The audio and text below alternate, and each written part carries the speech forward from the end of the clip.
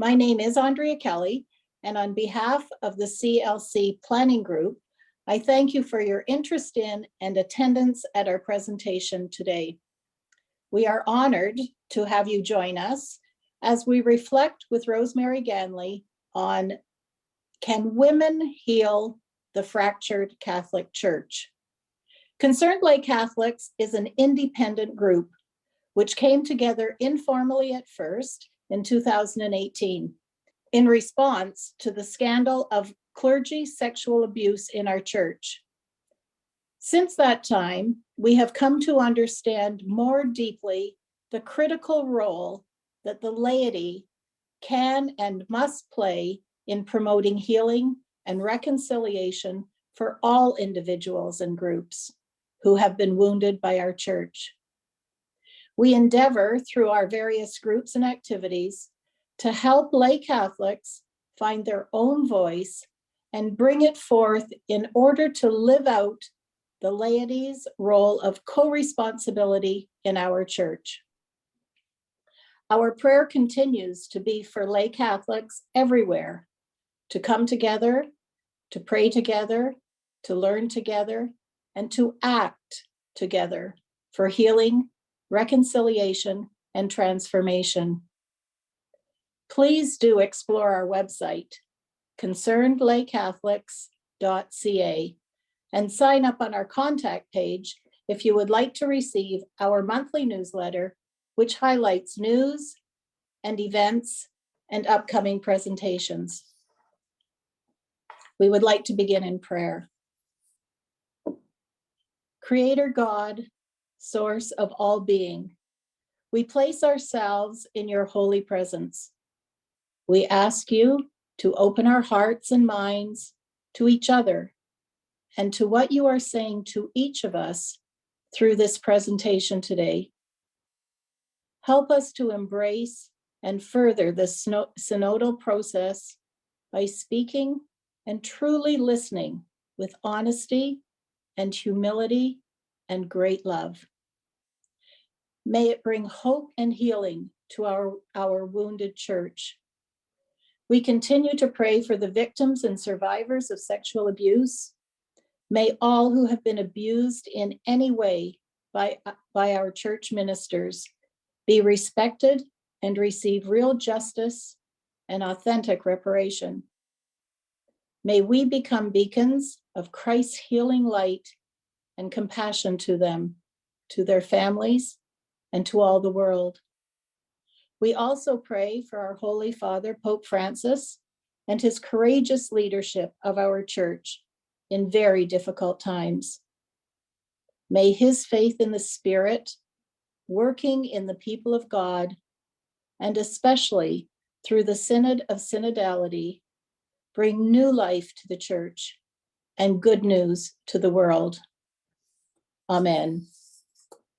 I now invite my CLC colleague, Gary Warner, to read the CLC land acknowledgement and CLC's statement of solidarity with survivors of clergy sexual abuse, after which Joy will introduce our guest speaker. Thank you again for coming to today's presentation. Gary? Thank you, Andrea. CLC land acknowledgement. We acknowledge that many of the lands we live, work, and meet on are the traditional territories of Indigenous peoples across this country. As settlers, it is our responsibility to learn about and acknowledge our colonial history and the ways in which we may continue to perpetuate it. As people of faith working for justice, we are called to discern how we are to respond to the calls to action of the Truth and Reconciliation Commission and how we can support Indigenous peoples across this land we know as Canada. The CLC Statement of Solidarity. We stand in solidarity with all victims of clergy sexual abuse. We are moved by compassion to reflect deeply on the suffering of our wounded brothers and sisters and to pray for them always. We make a commitment to educate ourselves and others about the devastating impact of this scandal in our church. We promise to promote justice and healing for victims and their families, and for all those injured by this betrayal of our deepest values. We commit ourselves to the transformation of church structures and clerical culture that put protecting the institution above justice for victims and accountability for offenders. We rely on God in all of this, asking that we be sustained in this commitment we have made. Over to Joy Warner.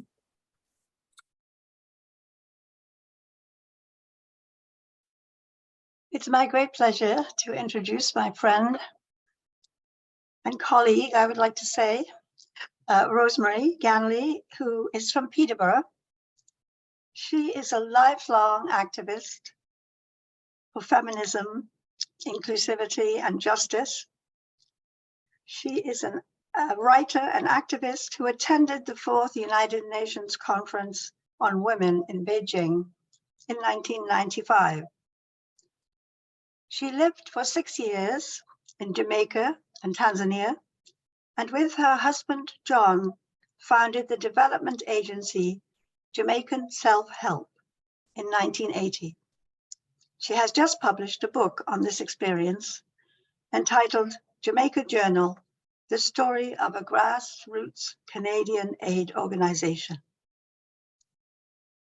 Rosemary gave the Margaret Laurence Lecture at Trent University on feminist theologies in 2011, and now writes a weekly column for the Peterborough Examiner.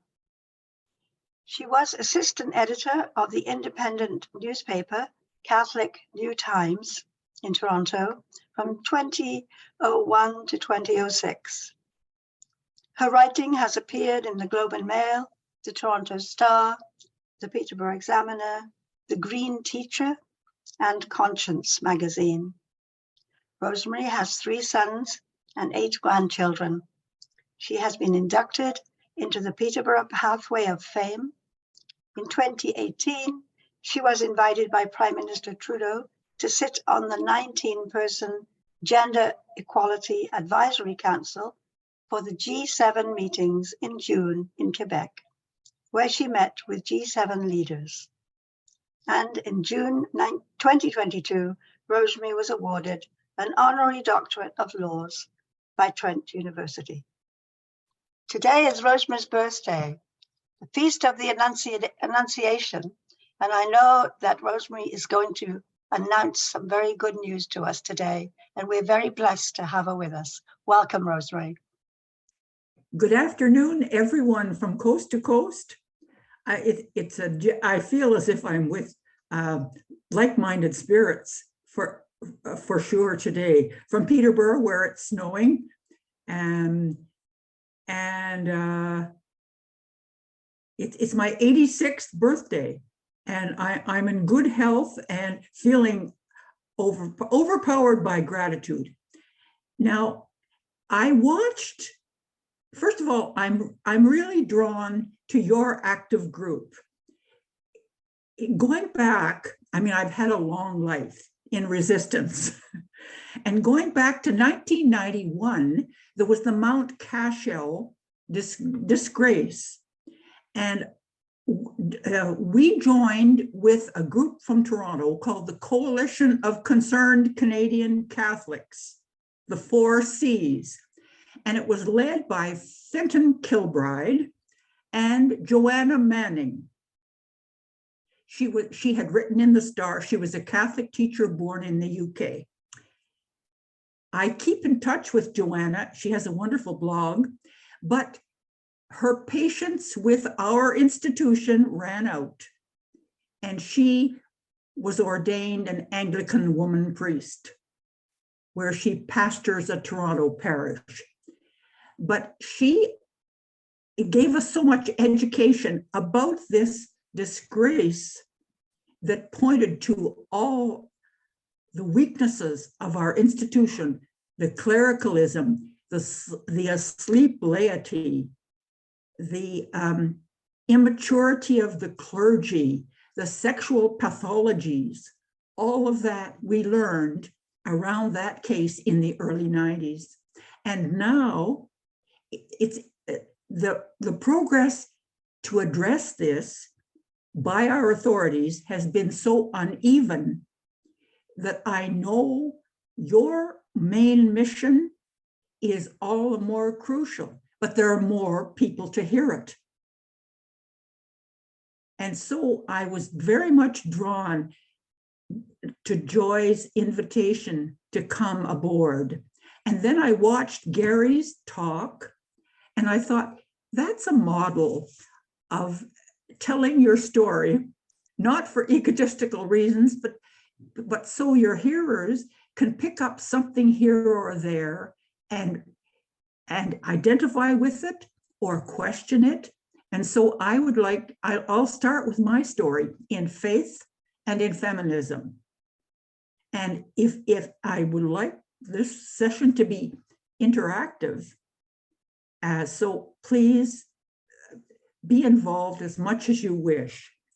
Well, my story in faith, it began in a Northern Ontario poor gold mining camp named Kirkland Lake. And that it was multicultural before it was chic to describe anything as multicultural.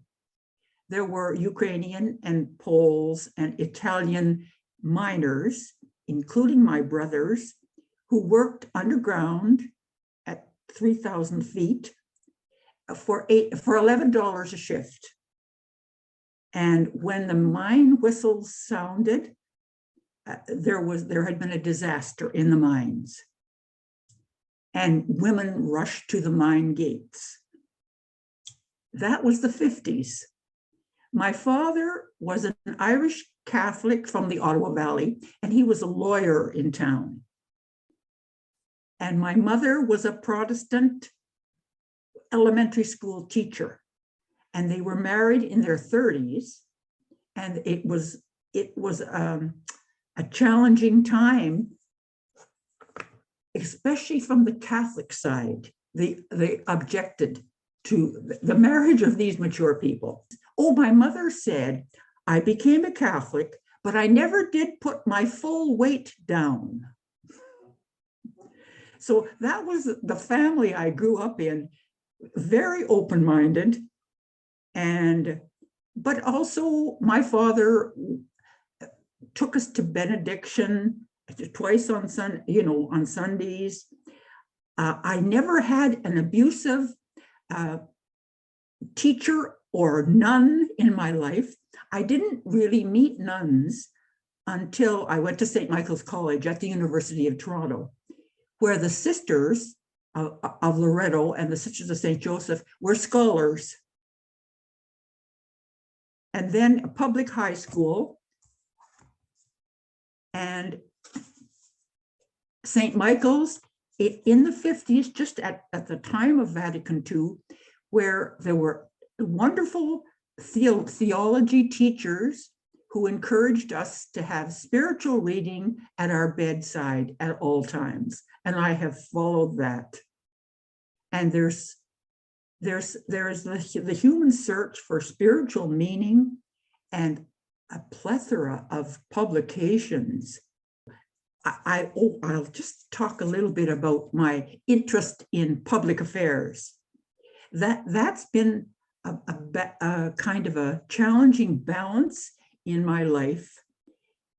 My father introduced us to Prime Minister Louis Saint Laurent and Prime Ministers Lester Pearson. My father subscribed to Hansard. That's the daily record of the House of Commons. And it came by Canada Post in newsprint every week, and he read it. What he was modeling for me was, you're a citizen. You're not a taxpayer. You're a citizen. that needs to both pay attention and express yourself and participate. I was an English teacher, and I'm very much affected by good poetry. And here's a 7-word poem that I hope describes my life. When I spoke to Trent students last June, I said, here's a poem from Mary Oliver, and it's called Instructions on Living a Life. That's what convocation speakers speak about. But it was only 7 words. And certainly everybody wants to read a poem, Instructions on Living a Life. And here's what Mary Oliver wrote. Pay attention, be astonished, tell about it.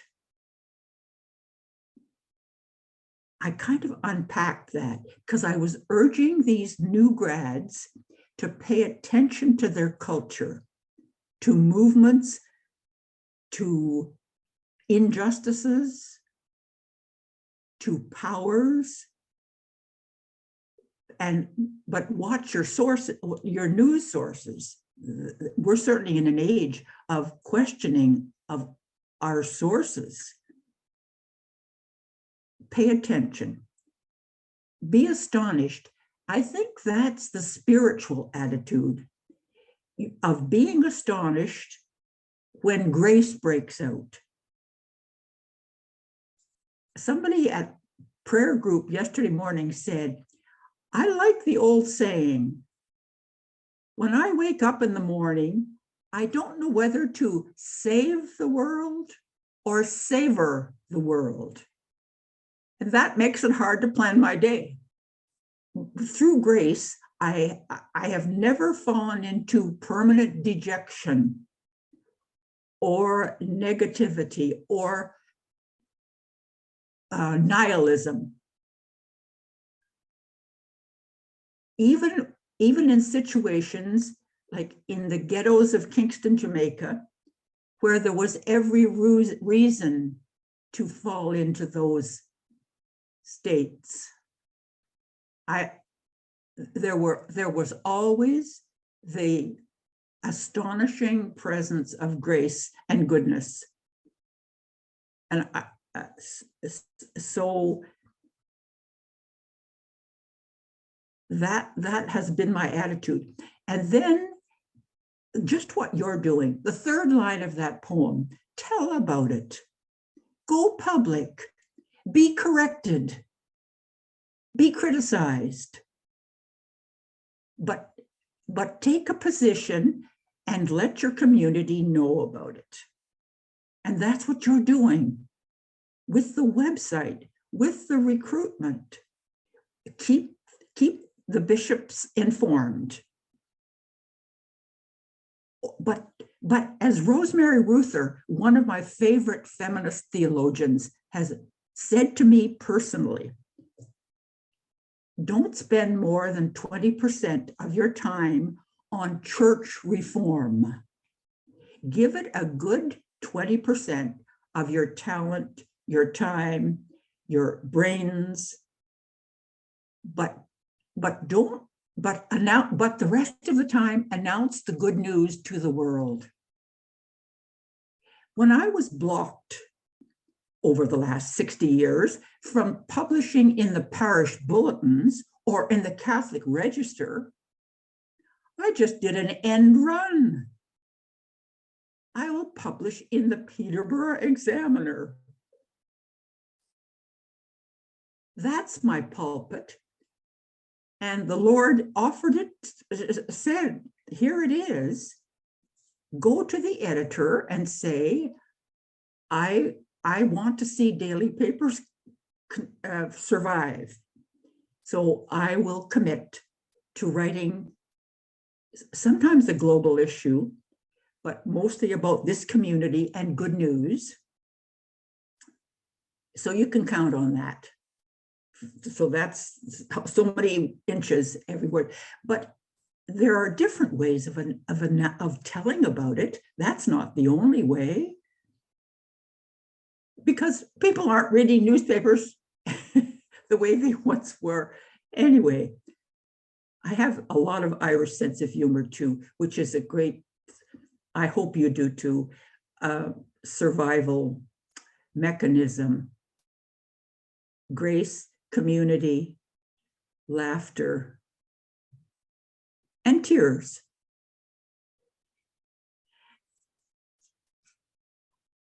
So, oh yes, it was when I was at St. Mike's that I went on a conference in Montreal at Loyola. It's now Sir George Williams.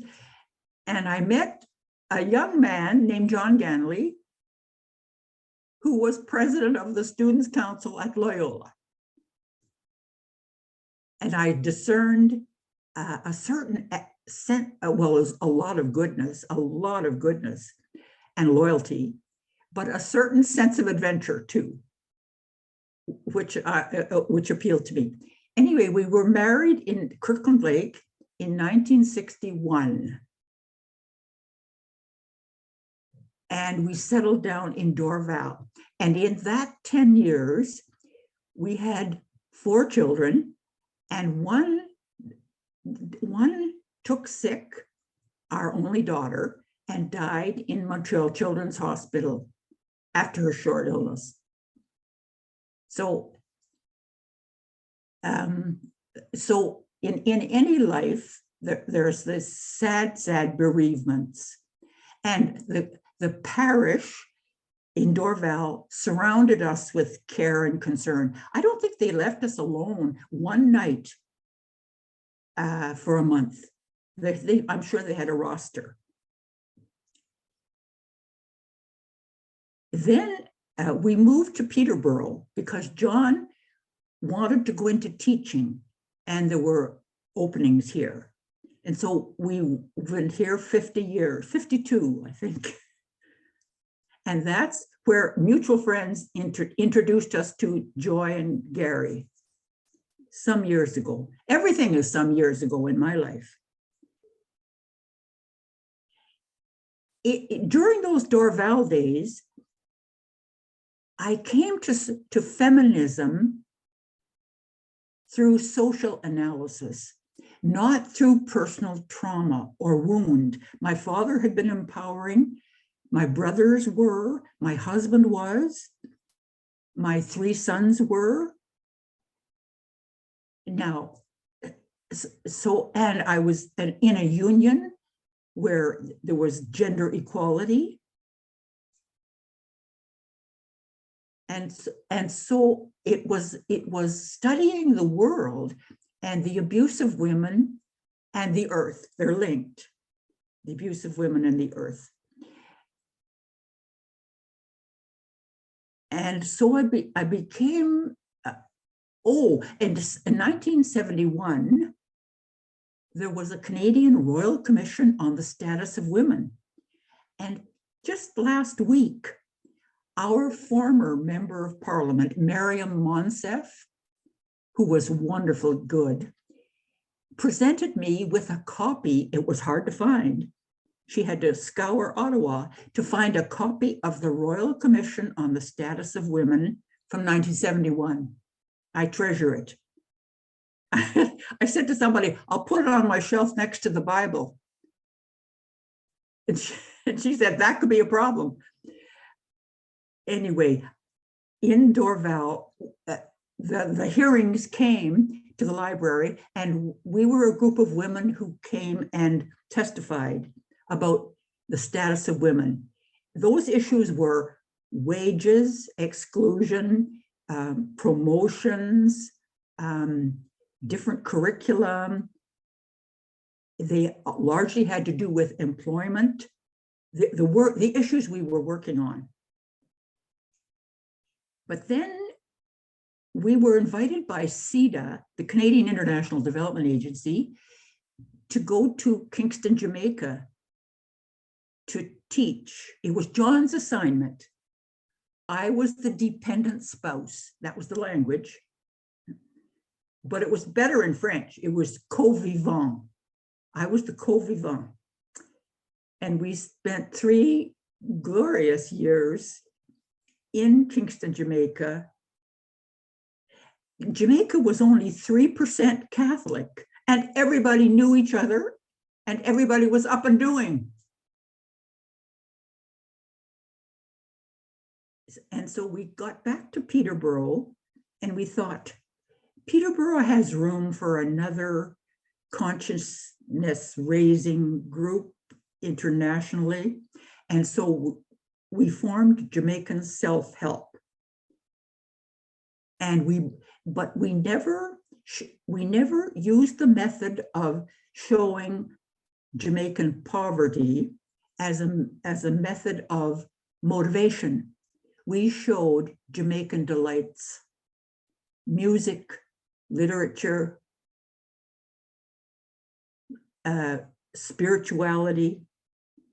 And so Peterborough people were attracted to the group. And we did a lot of exchanges, an annual lecture by some Jamaican socially involved person on an issue, homophobia being one of them. So we took 1,000 youth on service learning visits. So it had an impact on this community. I look back and I think, well, Peterborough has hate crimes, but to the extent it's racially positive, we did that. If somebody has to take the credit for the good, and I'll step right up to take the credit. In any case, it did have an impact here, and I give thanks to that.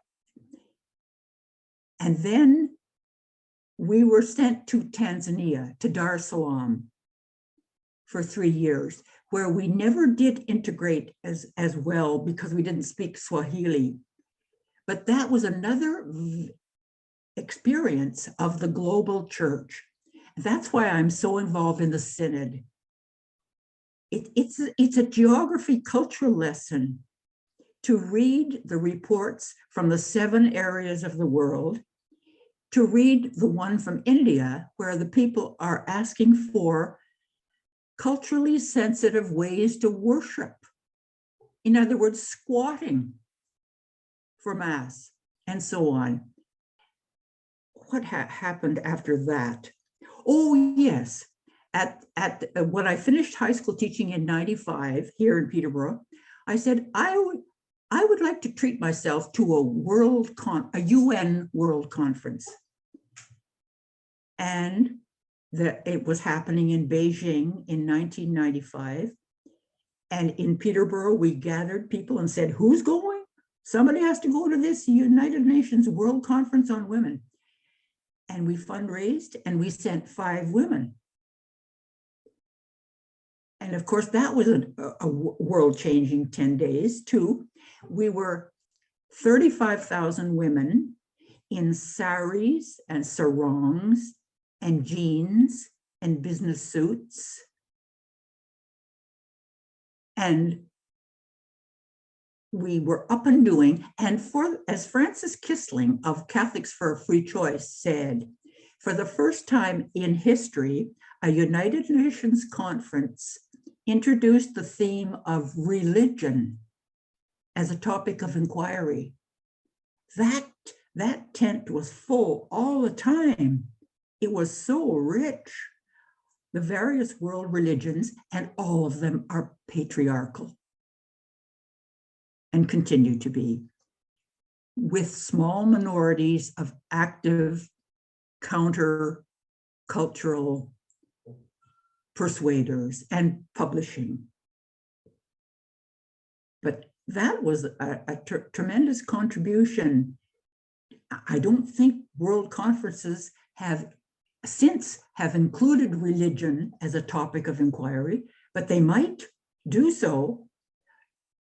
How can we talk about racism or exclusion sexual discrimination, wounds to the earth, without investigating religion and its ongoing influence.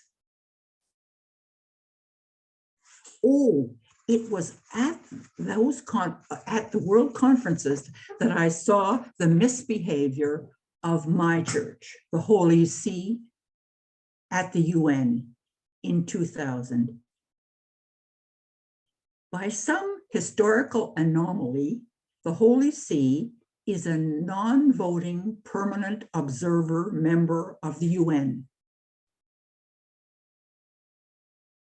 I think it was a Buddhist Secretary General, U Thant, who was persuaded in 1964 to admit the Vatican. And so, although it's a non-voting member, it has access to all documents, all conferences. And we were in the galleries, this is in New York in 2000, watching the behavior of the Vatican delegates. And we're not allowed to clap, shout, or hiss, but our dejection was very real. What the Vatican was arguing was that the word gender is anti-family. So the Vatican would not agree to the word gender in any document. It's anti-family. So what it did to me was strengthen my resolve to resist, because I think fellow Catholics can think very well for themselves, but the Pope and the Vatican statements have an influence on the world, on the fate of the women of the world.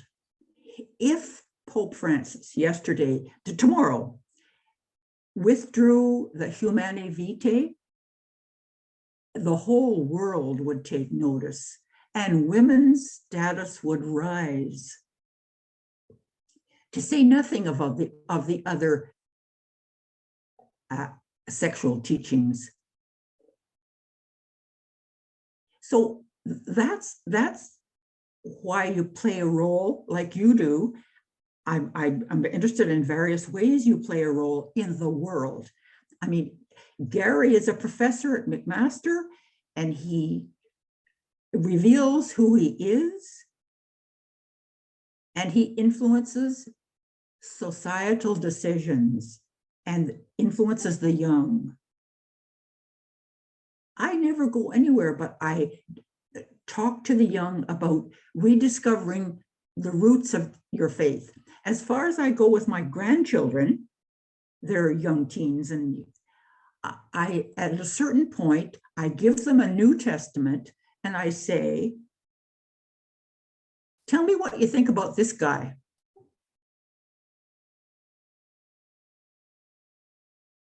Just inviting them in their reading and their doubting and to encounter Jesus in the New Testament. So my feminism was being confirmed along the way. And Ted Schmidt at Catholic New Times, this is the year 2000, he took over Catholic New Times in Toronto, lay edited, totally independent. Nothing good is ever lost entirely. And I commuted in from Peterborough and made it more feminist. Ted wasn't a natural feminist, but he said, you write what you want and it goes in. Now, at that time, we had 30,000 subscribers across Canada. Those people are out there. And the parishes under autocratic bishops weren't allowing us to sell the paper in the parishes. The register, okay, but not CNT. So we were having financial struggles. And I was there 6 years. I was going through a bout of cancer and came through. And I was also getting interested in reproductive rights. And it seems to me that then, maybe less so now, your position on access to abortion was the litmus test of whether you were a Catholic or not. And I rejected that litmus test. I was influenced, and I still am, by Catholics for Choice in Washington. I'm just going to mention resources to you along the way. The executive director is Jamie Manson, and there's a good magazine called Conscience. And Mr. Trudeau put me on this 2018 Gender Equality Committee. I'm not sure why. I think it's because Mariam Monsef, he was walking with her on the corridors of Parliament one day, and he said, I've got my committee. I've got 2 Nobel winners. I've got Melinda Gates. I've got Malala Yousafzai on this committee. Now, this is what I guess. He said, I need an old, white, Canadian, ordinary person. And she said, I've got just the person. So I served on that committee for 6 years. And I remember saying to Melinda Gates, now your foundation supports reproductive rights for women around the world. How do you square that with your Catholic identity? And she said, oh, I just don't pay any attention when they make such mistakes. So that's what I learned from Melinda. I'm not sure if you know about Can We, the Catholic Network for Women's Equality.org, CNWE, and there's new life there. It's 40 years old. There's 110 women members. And there's a theologian at St. Michael's who is putting these women on panels.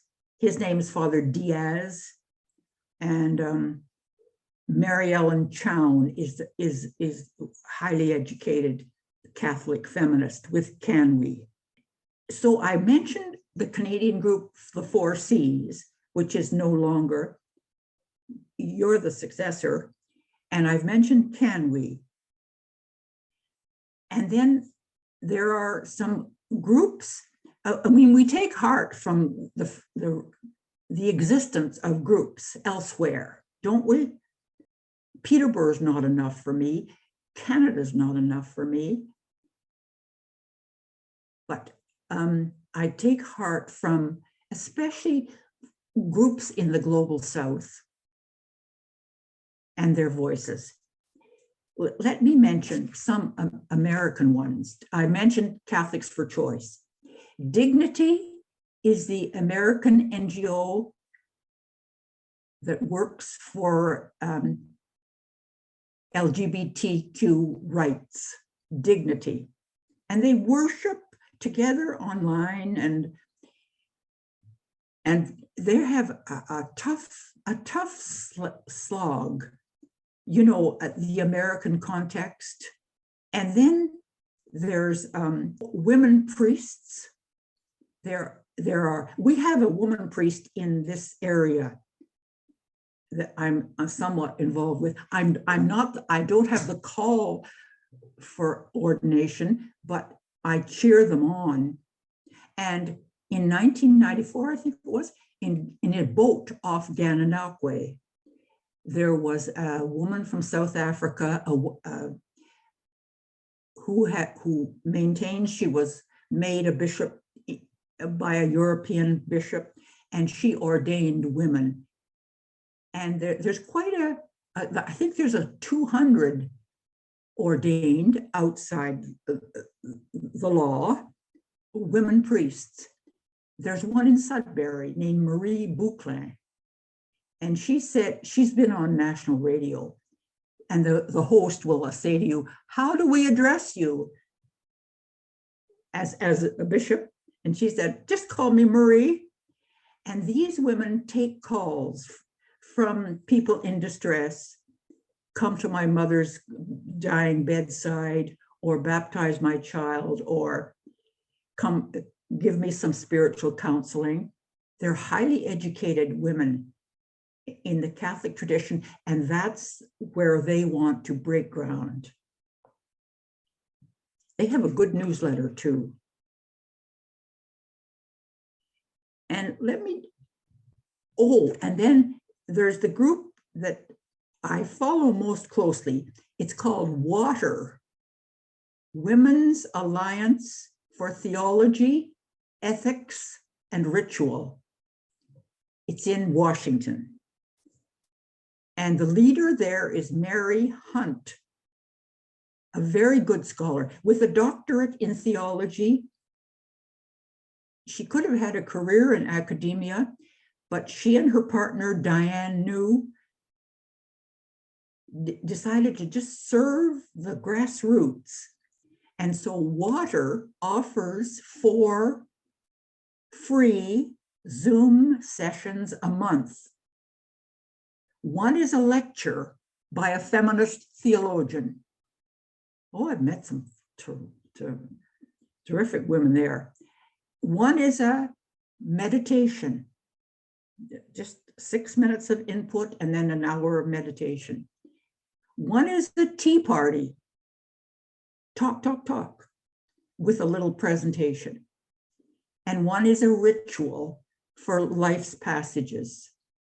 So that's WATER, and I am very much influenced by that group. So just to go to the synod, I have been a cheerleader for Pope Francis, from the Global South, a Jesuit. I've watched his progress and wished it would be more rapid. Somebody said, Francis opens the door, but he's afraid to step through the open door, because he has said some really unpromising things. He has said women are the icing on the cake. He has gone a little bit into the theology announced recently about Marian vocations and Petrine vocations. No. Jesus said we're all equal and have a mission together to serve the world.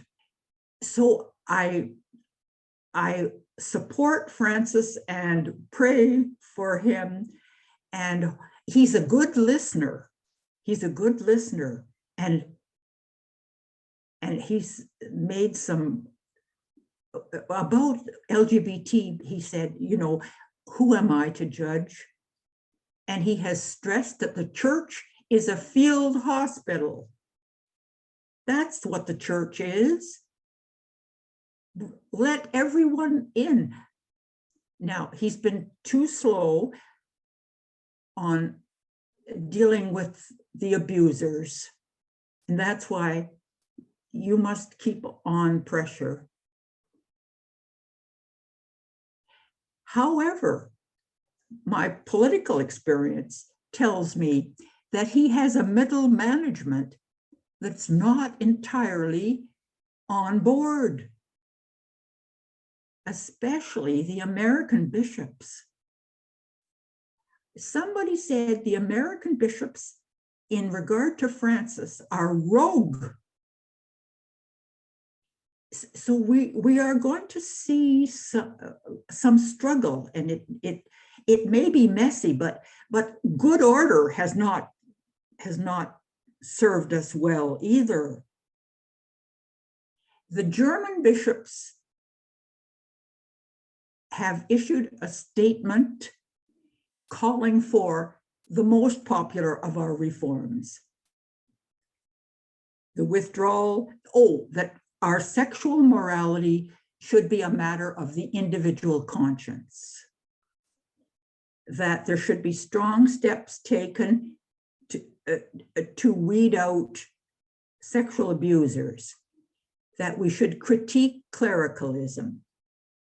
And when the German bishop said that's what they were going to bring to the synod, the American bishop said, no, that will lead to schisms. So I think we should just kind of be really worldly about the politics around the curia. Apparently, about 50 American bishops are set to retire in the next 2 years. And I read an article, National Catholic Reporter is also good, edited by Heidi Schlumpf now, a woman, saying that this is Francis's chance to remake the American bishops. Now, let's look at Canada. Apparently, I don't know if you've been there to the site of the Canadian bishops, the CCCB lately. Apparently, there's almost no mention of the synod. What a disgrace.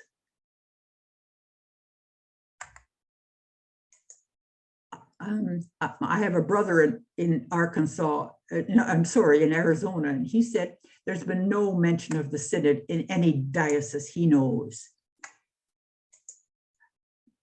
However, do you know Galilee Center in Arnprior, Ontario? Anyway, they've been having some Zoom calls, and they attract, and maybe you would too sometime, Bishop of Gatineau, Paul-André Durocher. I got in a good dialogue with him on one of these Galilee sessions. I've never met such a forthright bishop. He said, 1, the church in Quebec is dead. 2, we've made some terrible mistakes. Yes. One mistake, he said, was putting our resources into parishes, should be small faith communities. See how prophetic you are? We have put our resources into childhood catechesis, should be adult faith formation. And I said, oh, of course, I believe in this bishop because he's from Timmins. I said, Bishop Durocher, at these synods in 2023 and 2024, all the decision-making rests with the bishops.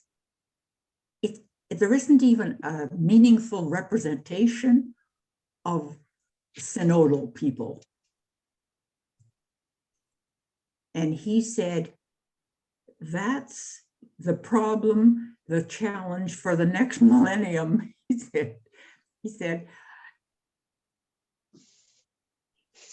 that Pope Francis is trying to catch our interest in our powers, the powers of the synod, and trying to awaken the bishops to the powers of the community. And then he said, then there's going to be the question of primacy. So we've got lots to think about, and it'll be long after us, but we want to make our contribution. But so if there's questions or comments, maybe we could do some of that. We do have one question from one of our members, and she is touching on a comment you made about patriarchy, and she wanted you to delve a little bit more into your thoughts on why you think that religions are patriarchal. Does it have to do with attitudes towards land and property? Is it related to the abuse of women and the earth? And I guess once we hear your thoughts on that, if you have any recommendations with regards to readings or speakers on those topics, it's probably worth mentioning. And I'd like to just comment too that the bishop you mentioned, Bishop Roche, has been one of our guests on webinars. So we're familiar with him, and he was a welcome addition to our webinar series. Good. I'm not a sociologist or really much of a historian, but what I gather is that we are at the end of 5,000 years of patriarchy. Maybe a scholar from this group could enlighten us on that. And so on every front, there's resistance to the results, to the constitution of the human project that has led to so many sad about. And Kathy, I'd be glad if you'd enlighten us, expand on your point. Kathy just said more than 10,000 years. Yeah, it took, so there's a wonderful book called The Creation of Patriarchy in 2 volumes. Rachel Conrad Lerner, I think is her name, but I can look that up and drop it in the chat. Yeah. Excellent history of how patriarchy emerged on the planet and how it displaced the existing earth religions or goddess religions. And it was a process, and it took thousands of years for it to become kind of a global phenomenon. But definitely it was a process that started, and she traces it quite effectively. Mm-hmm. Thank you. I'd like to co-present with you, Kath. And that's that sends me on a search for myself and your references. That's the mystical body of Christ. It is just sharing your life experience, your insight, your conviction, and then everybody benefits. I just wondered about your own personal relationship with a local parish in Peterborough. Are you still involved? And how do you sort of handle being in a parish where I'm sure there's not often, in my experience, the leadership that one would like to see and the inclusion that one would like to see, and how you maintain, or do you maintain, a relationship? And what a struggle that is. I'd be interested to hear some comments on that. Yes, thanks. Yes. I was on the parish council at my neighborhood church in the post-Vatican II. And we were feeling that we had decision-making power. And we looked at the parish and we said, there's 2 great needs here.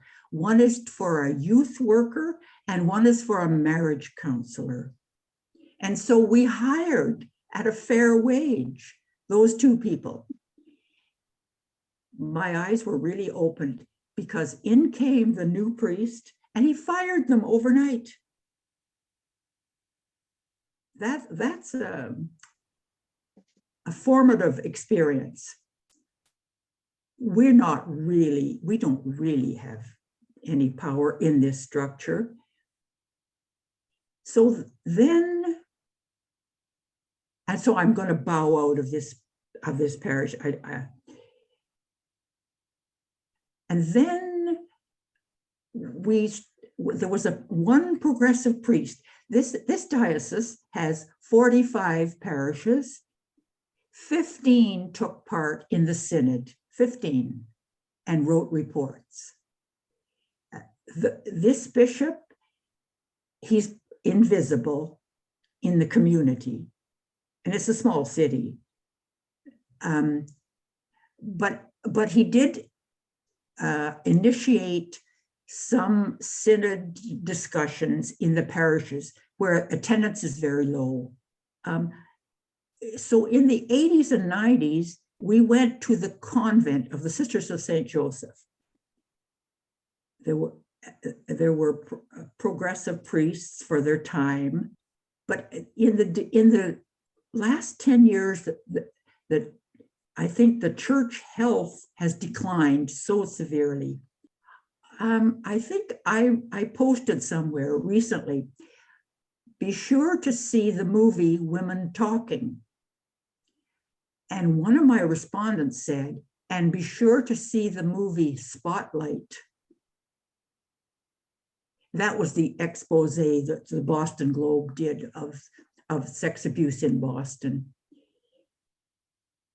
So I think that the issue that brought you together is enduring, deep,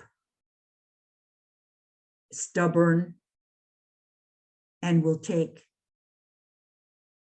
all kinds of scholarship, activism, protest, and delivering an alternative. When John died 8 years ago, he had said to me, no, he accepted his illness and death very beautifully. And he said, now, I don't want a funeral in a parish where some friend of mine will be told by some priest, you can't come to communion if you're not a Catholic. I won't have that. Right. So we went to a community center and we set up a liturgy committee for the funeral service. And we were flaming feminists, and we said, we will have a Eucharist. It will be presided over by so-and-so, a woman in the prayer group, and 6 women baked breads from the global south. There was pan and bannock and chapati. And these women got up at the front. I mention this because people are still talking about this service, with the baskets of bread. Rosanna was one. And said, everybody come. And there was just a touch of humor too, because everybody, the 350, came forward and people were saying to each other, can I have some of each? So it was a Eucharistic liturgy just by people taking, they talk to God, they can compose prayers. And is it surreptitious? Well, lots of people left there saying, I want to have a service just like John Ganley's. But I think that at least that's what I discern is the way forward. With my New Testament, feminists have never had trouble with Jesus, or Mary Magdalene, or the woman at the well. But it was all the overlay that was put on to serve patriarchy. So I feel pretty confident about, like Joe Biden, about the future. As more and more people awaken, but groups like yours, scholars sharing their knowledge with those who are hungry for it. That's the communion of saints. And I'm kind of energized. Oh, I can't leave without telling you about this global report. It's from a 5-year-old NGO called Catholic Women Speak. And it's by the marvelous British Tina Beattie. Now, in the last year, they take the synod seriously. I can't believe how the achievement. They have surveyed 17,200 Catholic women in 104 countries. Driven by Tina Beattie and an Australian theologian named Kathleen McWilliams, they have just issued their report, and it's really, it has legitimacy because it's so representative. We are a global church. And let me see, their survey was in English, Spanish, German, Italian, French, Polish, Mandarin, and Portuguese. They conducted it for a month, and in 2022. And it ends, it's comprehensible. It ends with recommendations. Let me just tell you a few. Catholic identity is of great importance and a sense of self-identity and meaning. Catholic identity is described as a relationship with Jesus and gospel values. Respondents emphasized the importance of their faith, the centrality of Eucharist to their lives. There was a concern regarding the prevalence of sexual, spiritual, and emotional abuse. Clericalism identified by a majority as an abuse of power and in urgent need of reform. There were 20 such statements that maybe you reached to this. Many respondents reported a growth in faith and connection to community during the COVID pandemic. I think that I would say I'm one of those. This Pope is tentatively moving women into leadership, but not in a significant number. It's a door he hasn't walked through. Now, when I started to take the synod seriously, I went to the Vatican website and I saw the name of a French nun named Nathalie Becard. And I kind of liked the fact that her hobby is sailing a sailboat. So I wrote to her. I didn't trust what our bishop was doing structurally to invite our input. So I wrote to her, telling her my age and my experience and my recommendations. I'd just like to take a moment, if we could, Rosemary, just to remind everyone that's on the call today that if you have questions for Rosemary, she's more than happy to hear from you. You can do that by either placing your question in the chat function, or if you'd simply like to raise your hand, as Kathy has just done, I'll see that you are that you get to speak in turn. So Rosemary, I don't know if you have any insight on this question, but you mentioned that there are going to be 50 retirements. Did you say among US bishops in the next 2 years, or all around the world? US bishops. In the US. So what is the pool from which Francis has to choose replacements for these bishops? Because we've had about 40 years almost of priestly formation under the direction of Pope Benedict and John Paul II, who have a very different theology of priesthood. Yes. So what's the pipeline? Are you aware of any sources of more Vatican II type priests anywhere? No, that's the dilemma, Kathy. Unless there was real daring, and that's what we have to pray for, because we're stuck with the structures. If there was daring in somebody in authority to say this woman and that woman and this Indigenous leader already acclaimed by their communities as leaders. I remember Mary Malone, she was a Toronto theologian, went back to Ireland, and she said all bishops should be elected because we know who are our moral, spiritual leaders. But it will take a breakthrough from those who have the authority. And no, I don't know any source in the system of the production of such promising candidates. Maybe somebody does. Or maybe the fact that there isn't a pool is going to force even more radical structural change. I don't know. Yes. I mean, Yes. we don't know where it's going to go, but we No. certainly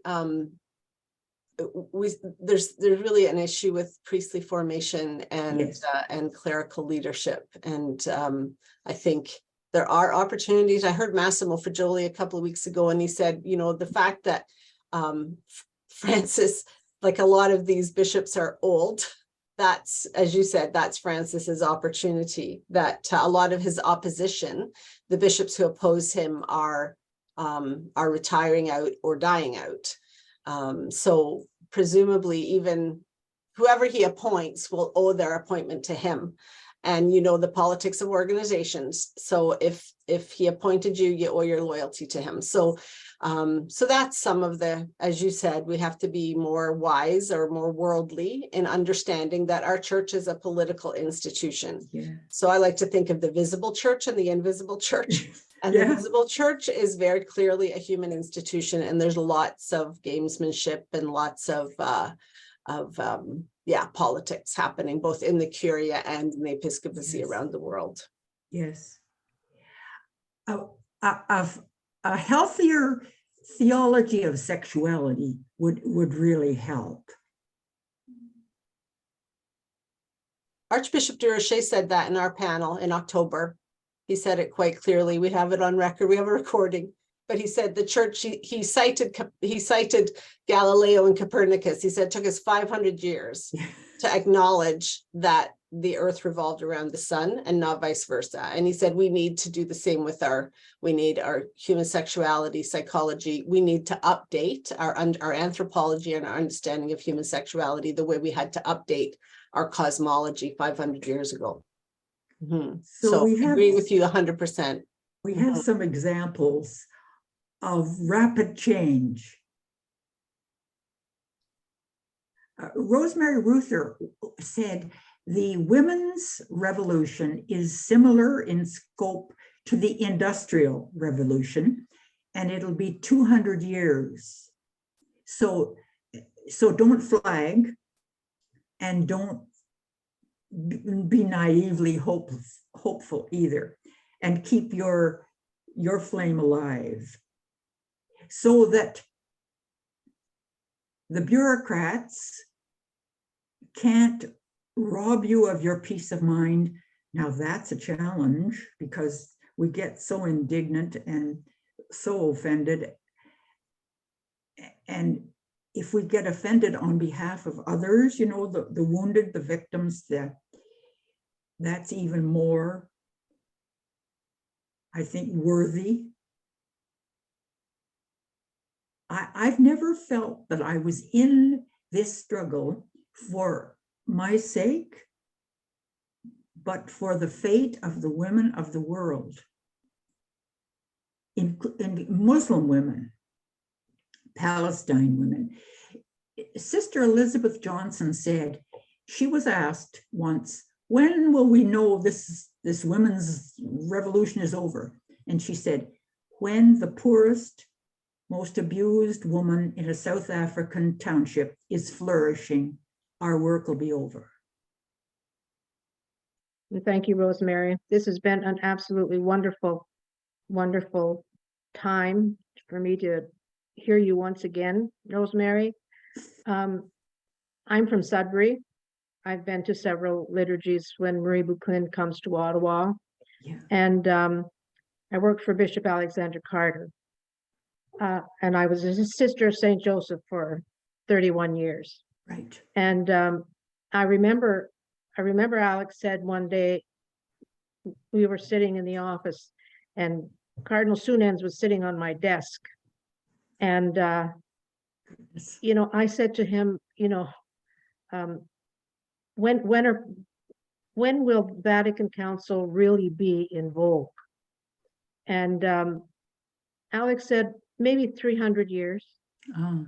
He said, it's going to take a long time because the documents are so radical and people, most of the bishops came home from the Vatican Council without a commitment Yes. to the council. And that's what we're dealing with now. Yes. We're also dealing with very few bishops like Paul Andre de Roche, who was auxiliary bishop in Sudbury. And I was born and brought up in Sudbury. And I feel, and after talking to so many people about the synod who have no idea that there is even a synod, and I was most of my life under Alexander Carter, and we had several synods, and so we know what they are. Yeah. And Bishop Gervais, who is ill now, was just a wonderful bishop and very, very, very, very compassionate. And he loved people. And he was from a big family. And he just kind of felt everybody in the diocese was part of his family. Yeah. And it's too bad that he's not really able to function any longer. But in all my conversations with people in the Ottawa diocese where I'm living now, why don't you go to church anymore, Terry? Why don't you go to church anymore, Bogdan? What's going on? And they are all saying the same thing. They won't see it in their lifetime, and I won't see it I'm 80 years old, and I won't see it in my lifetime. But I feel what they are saying, and this is what they're saying, unless we move drastically to new church, because we are not going to, spending 20% of our time on reform. It's not going to happen in our lifetime.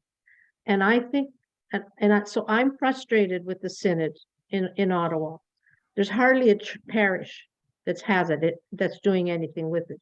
My dentist is on the pastoral council of his parish, and the priests don't even want to talk about it. No, They're not the least bit interested. They want everything to be the way it always has been, yes. and which is pre-Vatican.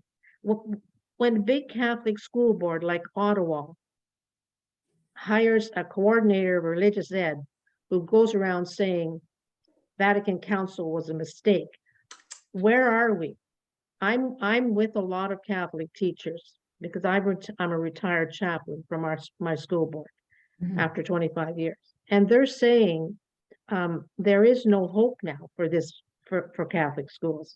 And many of them believe we don't even have a right to exist anymore because we're really not reconciling school board anymore. No. And so, people are discouraged. People they haven't walked away from their faith. They've just walked away from the practice of their faith. And they're dying for something new to come, but they don't know what to do or where to go. I mean, I could see a bunch of people gathering together at a conference, like the people who were on this Zoom today, 33 of us, with Paul Andre de Roche.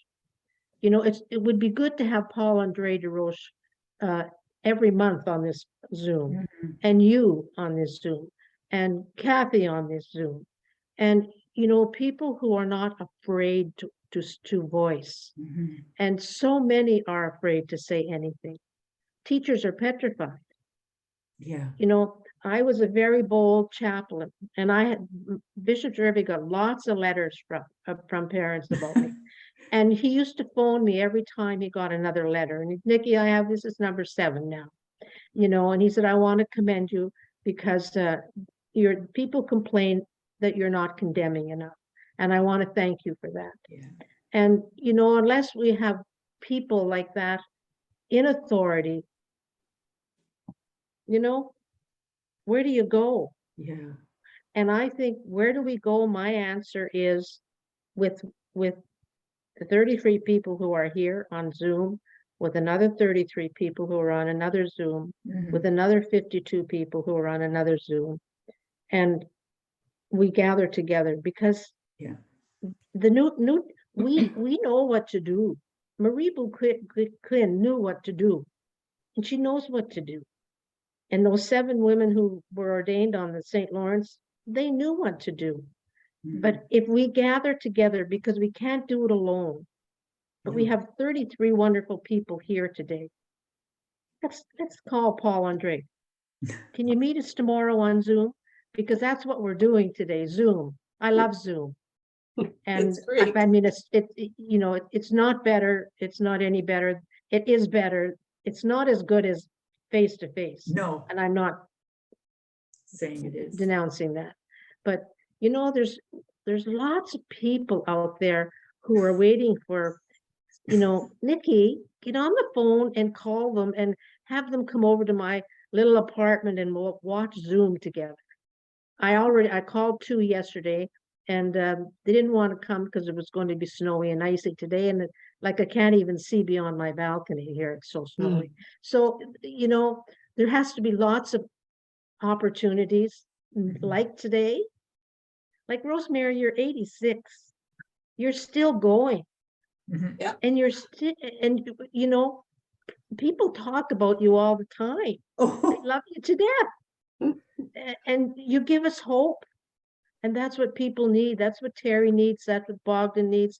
That's what John needs. It's, they need. And I'm people going to like- give Andrea a chance to say something. Andrea Kelly would like to say something. thanks, Okay, Nikki? Nicole. Thank you. Well, I'm kind of feeling a bit depressed about all of this. I know that and I'm going to try and make it short. I know we're all very disappointed in the participation in North America on the Synod, but there have been a lot of people, and CLC was involved with a lot, and we really heard a lot. It's interesting to note that even after all of the reports were sent into the diocese and they all went to Rome, and when we read the document on the Continental Synod, we can see that all over the world, our needs, our challenges, our hopes, and our dreams are all pretty much the same. Yes. And I think that perhaps sometimes, in Ontario, in Canada, Torontonians think the world revolves around them. Maybe we in North America think the church thinks the church revolves around the Western world. Yes. Well, right now, the Pope is not thinking that the Catholic Church revolves around the Western world. No, that's right. Just yesterday, I heard a report from a friend of somebody who was visiting with the Pope and had an hour's talk with the Pope because he had to present a report on what he heard from the people in Iraq. He was sent by the Pope to Iraq to get a report from the people. And this person is the brother of a very good friend of mine. And he's over the moon about what the Pope is doing in the Middle East, in the global South. Now we know that he's not making cardinals anymore in the West. So they're not going to be those guys who are going to vote in the next election.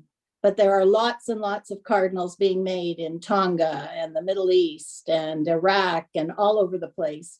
So our hope might be, I'm just saying, we need a sign of hope here for our church. And maybe the change will come not from the center of the world in North America. Maybe it's going to come from all of those people that we don't regard very often as smart as us, as rich as us, or whatever. But those are the people who are going to make the change in our world. We cannot abandon our work, and we must continue to try and get people engaged in our church and changing it and transforming it. And that's what CLC is all about, to educate, to Yes. engage, and empower people.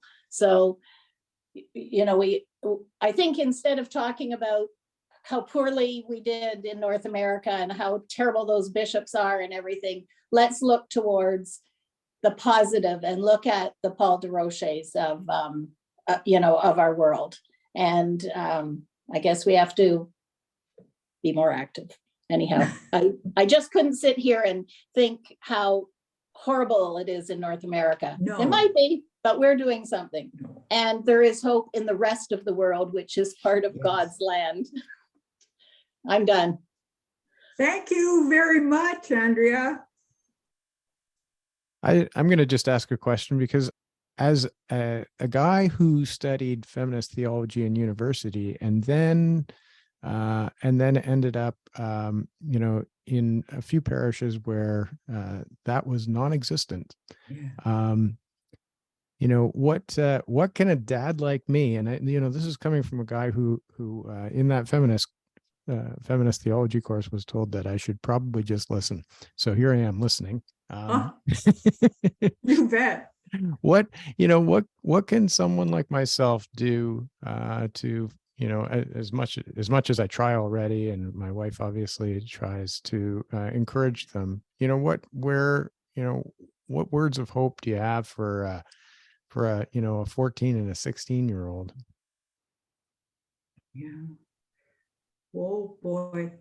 I think they're lucky daughters, Keith. And just staying in touch with them and affirming, like this Pope, he said, I'm a man of mercy. And when did we hear that most recently?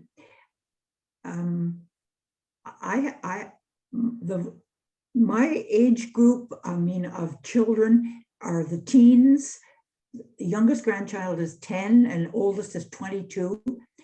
And I just feel I want to keep a dialogue with them and not, well, of course you're a parent, I'm a grandparent. I don't critique anything. I show interest. I affirm. And I try to live a life of commitment like you are. I don't think there's anything more to advise you about. To continue your commitment for the good, the community, and the kids pick it up. And they will come home with some cockeyed ideas. And that just, well, Kathy's got kids too, and lots of people do. Let's just talk that over. Right. And I think, you know, you mentioned you handed a copy of the New Testament to your children, I think you said. Yeah. And I think that for me has been key. And I, not so much in just like, here, read this, but, you know, when they have questions, I say, well, you know, what did Jesus say? Yeah. Because Yeah. a lot of things are said, but what did Jesus say? Yes. And yeah, so I'm also a little concerned because I've got other relatives that you know, have been exposed to schools where, and I'm thinking higher education institutions in the US, where you know, I watch student masses, and a third of the women in the student mass are wearing veils. Yeah. So it's, you know, as someone who had really fantastic conversations with my friends back in university in the 90s, in the early 90s. Yeah. And we went to conferences, and we were buoyed by, you know, conversations about, you know, what the future might look like. It's a little hard to take. Yes. We need to be wise as serpents about the backlash.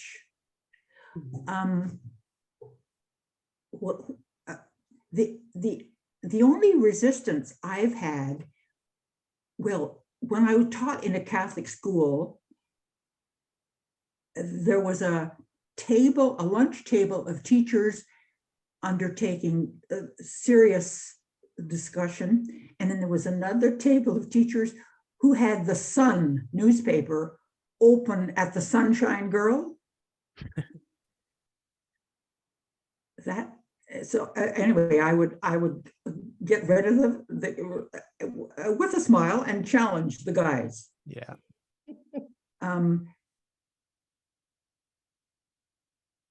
But the resistance I get to my columns, I really don't want to add to the hate in the world.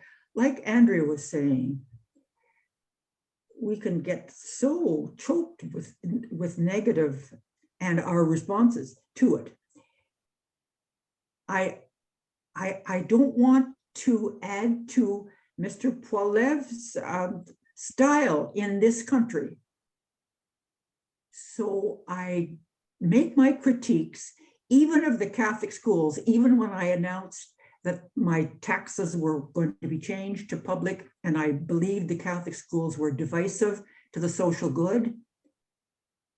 I tried to do that gently. And so the resistance I get is, there's a couple of dudes in Peterborough that write letters to the editor, and they say, Rosemary Ganley, you should retire her. And that makes me laugh because I've retired from a lot of things. But I had a Muslim friend. Do you remember Irshad Manji? She wrote Islam, Liberty, or Love. It was a critique from inside of Islam. And she was threatened. She had to leave Toronto. Her windows were broken. She went to New York and she headed up the ethics project at New York University. I keep in touch with her. But for me, I mean, I'm old. I've got a record here. I have got speeding tickets, but no DUIs. And so that's the extent of the resistance. But how you do get opposed is by being disinvited. I have been disinvited when they know when they read my columns. But that's not much of a price to pay to be an opinion shaper. And it's just as important to be an opinion shaper in your family. Patricia O'Sullivan has a question. Maybe I'll get Patricia to, or a comment. I'll get Patricia to unmute. Yes, I just want to comment. I'm a convert to Catholicism myself. When I was, I guess, 20, I'm now 82. Yeah. And I find it very unsettling and confusing because I certainly don't agree right now with the lack of women's contribution and available, contribution to the church.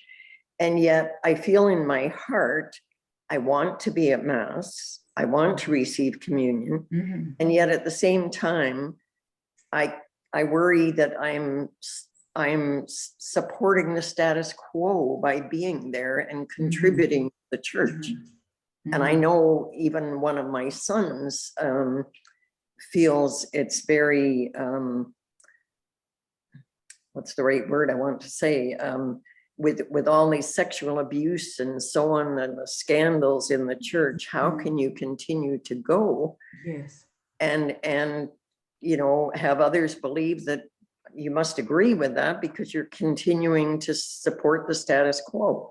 And I find it very difficult to know what to do at this point and how to answer those questions.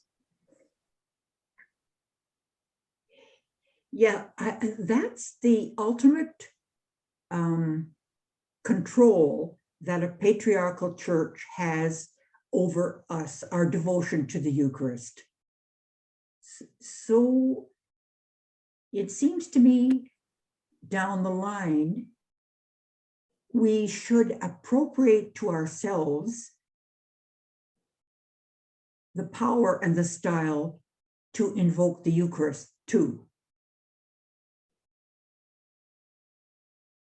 as believers. But in the meantime, unless you have companions,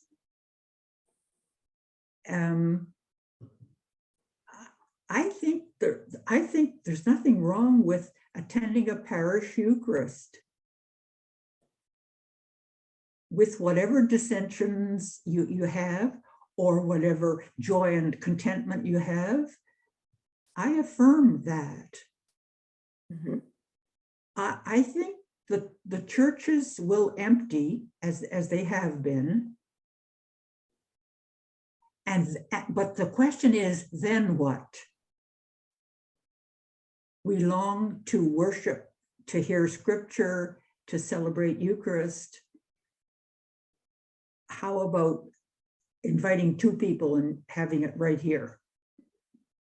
You know, in the 1890s, the American feminists took the Bible and they divided it up and say, next week you come with that passage and do a feminist analysis of it. And it was published under the Woman's Bible. What I mean is, it just showed their confidence that they are inspired by the Spirit too. I think any resistant action should be critiqued, the resistance action itself, and in an ongoing way. But I also think it's driven by a humble sense of, I want to resist the way it is there. And so I'll spend some time planning with at least one other for a liturgy. It's appropriating the freedom. Dan Berrigan, who was an American anti-war poet, he said, you're never free till you're pushing against the bounds of your own freedom. And I mean, I'm not talking about license. I'm talking about the freedom of the sons and daughters of God. And so I just encourage that, but it'll look different ways in different lives. And it could be entirely contemplative. You know, I think these thoughts. I think that's an authoritarian. I will not donate to that person or say anything positive about that person, but I don't have the strength to write a letter to the editor. That's all right. Yes, I'm just going to base my comments on the fact that I truly believe we need adult formation of our laity. I'll just give you an example. In my home parish, we have a priest who hasn't really moved forward beyond the listening sessions. You know, they've had all kinds of, the priests have had all kinds of training in how to move forward with the next stage. And I took a lot of courses last summer through Boston College.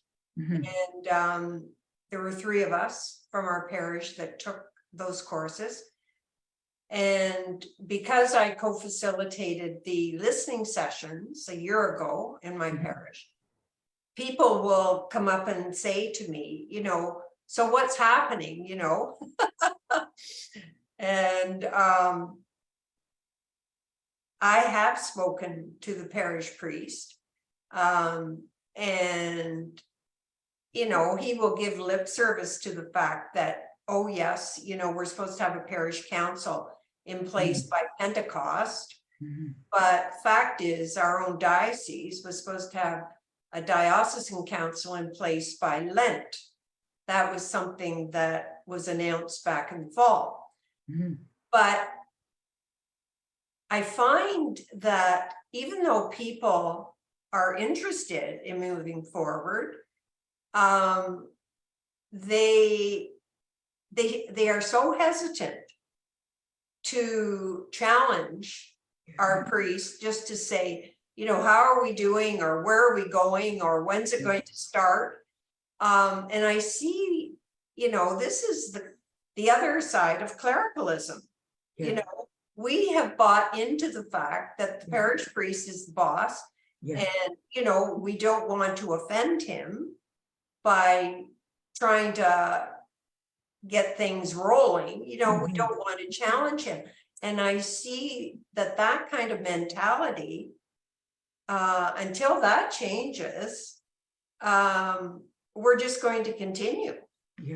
And I think, having Zoom meetings like this is excellent, but it's going to take a long time to reach a lot of the laity who have no idea about concerned lay Catholics, or where to even look for what's going on from the Vatican. There's a disconnect at the bishop's level and downward. So I started out to say, until the laity take this up in a serious way, I don't think anything's going to change, and we only have ourselves to blame. Thank you. I guess what just comes to mind is not to count on the hope of results. We do the right thing by our lights, and we have no expectation or timeline. We just want to continue to do the right thing, and when we get it wrong, to change course. All right. Well, with that, I think I'd like to turn it over to Kathy for some final remarks. Sure. So first of all, I'm going to say a huge thank you to you, Rosemary, for, first of all, giving us your presence on your birthday. I don't know what other celebrations we might be interrupting, but your life is a gift. And I hope that by celebrating with us today, the contribution that women can make to healing the church, you feel like that's a good way to honor your own birth and your life. So thank you again for joining us. I just want to say so much of what you said today resonates with us at CLC.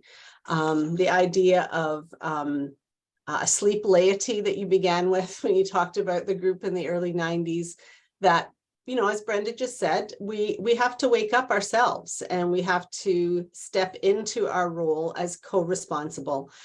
Pope Francis just said a few weeks ago, talking to the dicastery on the laity, that the priests are not the bosses. But making that a reality is, as you say, it's not going to happen. And several people have said this, not going to happen overnight. It's probably not going to happen in our lifetime. And it will happen in places, some places, and not in other places. Many of us have had the great fortune to know good priests who affirmed and called forth our gifts and helped us develop them. And so we are not anti-priest, and we would never want to suggest that. One of the inspirations for CLC, or for the founding members of CLC, was a Holy Ghost father called Sean Byron, who used to say, I'm about planting little seeds. I'm not about beating down walls, because I just get bloodied and the walls remain. I'm about planting little seeds that grow up through the cracks in the walls. And anybody who's been to Tintern Abbey knows what happens when nature takes over the things that we build. So we're trying to do what you're talking about, Rosemary, and we thank you so much for highlighting that we need to be recognize the positive contributions we've received from our church, from some of our church's leaders, and that we're not about attacking the leadership. They're just doing what they've been trained to do. They really don't know how to lead any other way because that's how they've been formed. And we don't spend more than 20% of our time. We didn't even spend 20% of our time on the bishops because honestly, we think that that will deal with itself. Francis is trying to deal with that. The brother bishops are trying to deal with that. The Durochers and the McElroys and the Cupiches and bishops in you know, the global south. And honestly, they're going to have to work it out. But we want to make sure that the vision of church that was espoused at Vatican II and that Francis is affirming now is we make it clear that that is a vision that we can buy into and that we can support. Yes. And so I really appreciate, it's been wonderful listening to you share in such a personal way and yet such a profound way what this theology means in terms of really releasing the gifts of all the people of God, of all the baptized, because the world needs it. We need it and the world needs it. We need to support each other as you were supported when you had that tragedy of your daughter's death and the parish wrapped around you. We need to be doing that for each other. Mm-hmm. We need to be supporting our fellow lay Catholics who have LGBTQ kids who don't feel welcome at church and talk about feeling conflicted about going to Mass when your children aren't welcome. These are deep, deep pains that lay people are feeling. And we want to create a place where lay people can bring those both their pains and their hopes and their dreams forward.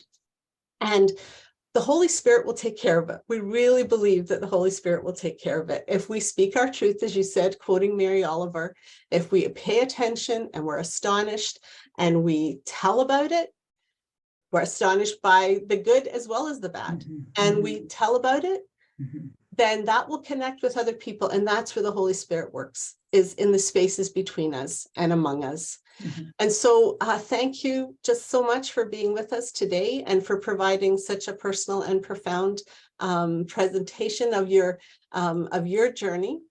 And we just want to thank you. And I'm sure everybody here is very grateful for having this opportunity. I'm surprised I've never actually met you, Rosemary, because so many of the people you named in your presentation are people I've walked with for the last 40 years. But I'm glad we've met now. And I hope we continue to do some things together. Yes. We have come to the end of our time together. And we hope that everyone else has enjoyed Rosemary's presentation as much as I have. The recording will be available on our website in a few weeks. We have to make the conversion to YouTube, but it will be up as soon as Keith has some time to squeeze that in with all his other responsibilities.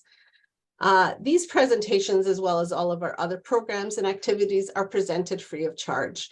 So any financial assistance you're able to provide to CLC to aid with the costs of organizing these significant events and keeping them accessible to all would be greatly appreciated. Importantly, all the funds raised go towards the renewal of the Catholic Church through engaging the people of the Church. That's what we use the funds for, is to engage other lay Catholics. And we have a joyous announcement to make in that regard, because earlier this month, we were informed by CRA that our application for charitable status has been approved. And so we are now able to issue charitable tax receipts for any contributions over $10 made in the tax year 2023. So any donations we get this year will receive a tax receipt. So please know that we would love to see you here again at the end of in May, at the end of May. It has been our practice since Kamloops to host an Indigenous theme at our May webinar. So Father Peter Bisson, former provincial of the Jesuits and Canada Province, and Father Darrell Winkler, a Ojibwe pastor of St. Basil's Church in Ottawa, and Donna Naughton, Executive Director of Kateri Native Ministry in Ottawa, will be having a conversation with us regarding the Church and Truth and Reconciliation, challenges, learnings, opportunities to advance reconciliation. So we just hope that as you are leaving here today, you are enriched in your understanding of what it means to be church, confirmed in your faith, and inspired to do whatever is given to you to build up the body of Christ in our place and time. God bless everyone, and thank you again for coming.